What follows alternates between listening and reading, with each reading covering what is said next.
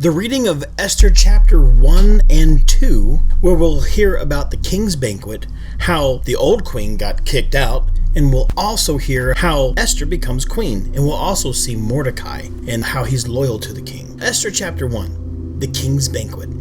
These events happened in the days of King Xerxes, who reigned over 127 provinces stretching from India to Ethiopia. At that time, Xerxes ruled his empire from his royal throne at the fortress of Susa. In the 3rd year of his reign, he gave a banquet for all his nobles and officials.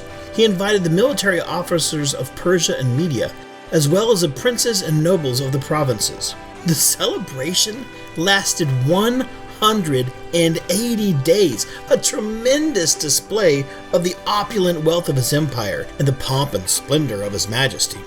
Now, when it was all over, the king gave a banquet for all the people, from the greatest to the least who were in the fortress of Susa. It lasted for 7 days and was held in the courtyard of the palace garden. The courtyard was beautifully decorated with white cotton curtains and blue hangings, which were fastened with white linen cords and purple ribbons to silver rings embedded in marble pillars. Gold and silver couches stood on a mosaic pavement of porphyry marble, mother of pearl, and other costly stones. Drinks were sold in gold goblets of many designs, and there was an abundance of royal wine reflecting the king's generosity. By edict of the king, no limits were placed on the drinking, for the king had instructed all his palace officials to serve each man as much as he wanted. At the same time, Queen Vashti gave a banquet for the women in the royal palace of King Xerxes. On the 7th day of the feast, when King Xerxes was in high spirits because of the wine, he told the 7 eunuchs who attended him to bring Queen Vashti to him with the royal crown on her head.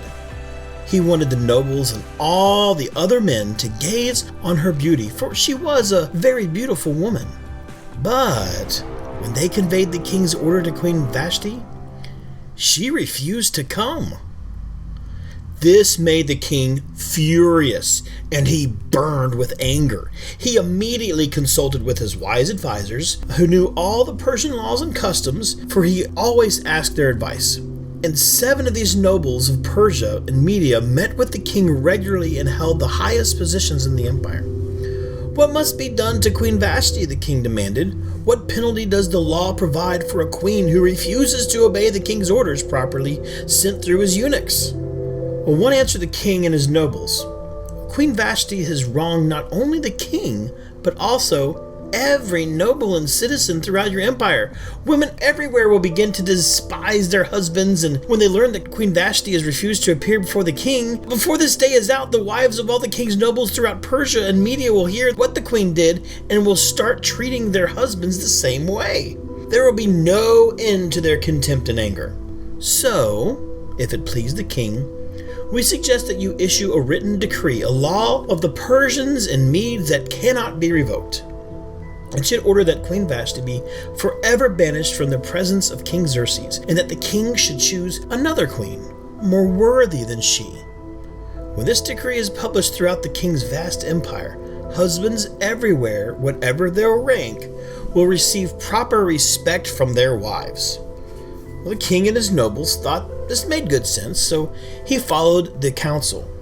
He sent letters to all parts of the empire, to each province in its own script and language, proclaiming that every man should be ruler of his own home and should say whatever he pleases.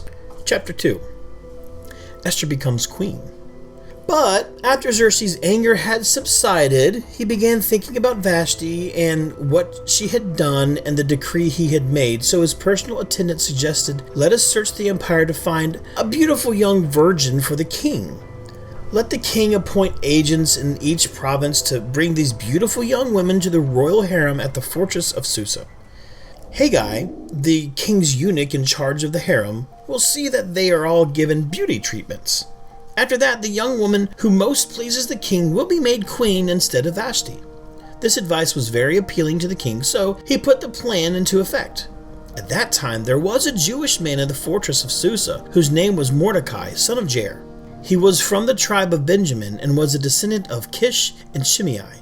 His family had been among those who, with King Jehoiakim of Judah, had been exiled from Jerusalem to Babylon by King Nebuchadnezzar. This man had a very beautiful and lovely young cousin, Hadassah, who was also called Esther. When her father and mother died, Mordecai adopted her into his family and raised her as his own daughter. As a result of the king's decree, Esther, along with many other young women, were brought to the king's harem at the fortress of Susa and placed in Haggai's care. Haggai was very impressed with Esther and treated her kindly. He quickly ordered a special menu for her and provided her with beauty treatments. He also assigned her 7 maids, specially chosen from the king's palace, and he moved her with her maids to the best place in the harem. Esther had not told anyone of her nationality and family background because Mordecai had directed her not to do so. Every day, Mordecai would take a walk near the courtyard of the harem to find out about Esther and what was happening to her. Before each woman was taken to the king's bed, she was given the prescribed 12 months of beauty treatments, 6 months with oil of myrrh, followed by 6 months with special perfumes and ointments. When it was time for her to go to the king's palace, she was given her choice of whatever clothing or jewelry she wanted to take from the harem. That evening, she was taken to the king's private rooms, and the next morning she was brought to the second harem where the king's wives lived. There, she would be under the care of Shashgaz, the king's eunuch in charge of the concubines. She would never go to the king again unless he had especially enjoyed her and requested her by name. Esther was the daughter of Abihail, who was Mordecai's uncle.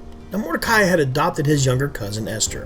When it was Esther's turn to go to the king, she accepted at the advice of Haggai, the eunuch in charge of the harem. She asked for nothing except what he suggested, and she was admired by everyone who saw her. Esther was taken to King Xerxes at the royal palace in early winter of the 7th year of his reign. And the king loved Esther more than any of the other young women. He was so delighted with her that he set the royal crown on her head and declared her queen instead of Vashti. To celebrate the occasion, he gave a great banquet in Esther's honor for all his nobles and officials, declaring a public holiday for the provinces and giving generous gifts to everyone. Even after all the young women had been transferred to the second harem and Mordecai had become a palace official, Esther continued to keep her family background and nationality a secret. She was still following Mordecai's directions, just as she did when she lived in his home. One day, as Mordecai was on duty at the king's gate, 2 of the king's eunuchs were guards at the door of the king's private quarters, became angry at King Xerxes and plotted to assassinate him. But Mordecai heard about the plot and gave the information to Queen Esther. She then told the king about it and gave Mordecai credit for the report. When an investigation was made and Mordecai's story was found to be true, the 2 men were impaled on a sharpened pole. This was all recorded in the book of the history of King Xerxes' reign.